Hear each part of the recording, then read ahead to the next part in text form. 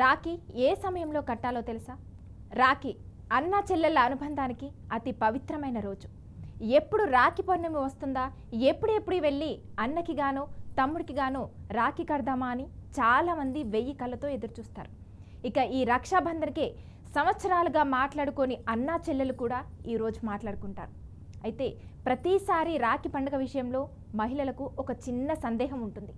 రాఖీ ఎప్పుడు కట్టాలి, ఏ సమయంలో కట్టాలని. అలాంటి వాళ్ళ కోసమే ఈ వీడియో. ఇక ఈసారి రాఖీ పండుగ శనివారం రోజున వస్తుంది.